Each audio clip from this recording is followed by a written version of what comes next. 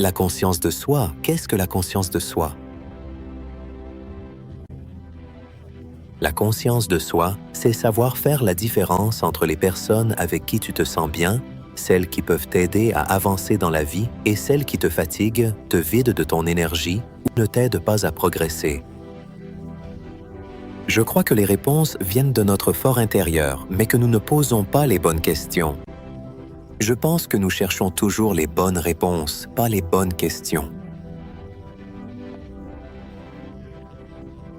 Les plus grandes entreprises que nous respectons aujourd'hui sont toutes nées pour résoudre un problème.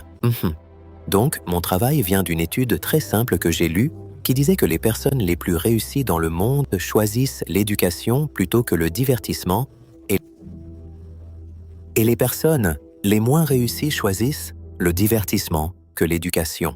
Je connais des personnes qui ont eu leur diplôme à 21 ans, mais qui n'ont trouvé un travail qu'à 27 ans.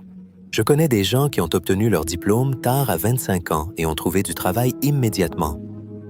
Je connais des gens qui ne sont jamais allés à l'université, mais ont trouvé ce qu'ils aiment à 18 ans. Je connais des gens qui ont trouvé un emploi directement après l'université, avec un bon salaire, mais qui détestent ce qu'ils font. J'ai vu des personnes prendre une année sabbatique après l'université et trouver leur but.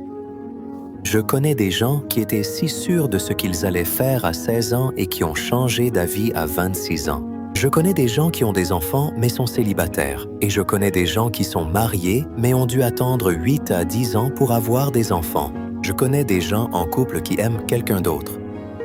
Je connais des gens qui s'aiment mais ne sont pas ensemble. Donc mon point est que tout dans la vie se passe selon notre temps, notre horloge. Tu peux regarder certains de tes amis et penser qu'ils avancent plus vite que toi ou que d'autres sont plus en retard, mais chacun avance à son propre rythme.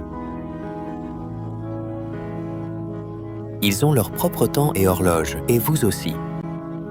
Soyez patient. À 25 ans, Mark Cuban était barman à Dallas. Il a fallu attendre 32 ans pour que le livre de J.K. Rowling, Harry Potter, soit publié. Ortega a lancé Zara à 39 ans. Jack Ma a commencé Alibaba à 35 ans. Morgan Freeman a connu son grand succès à l'âge de 52 ans. Steve Carell n'a vraiment été connu qu'après l'âge de 40 ans.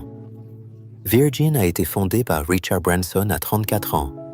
Obtenir votre diplôme après 25 ans est toujours un accomplissement. Ne pas être marié à 30 ans mais être toujours heureux est magnifique.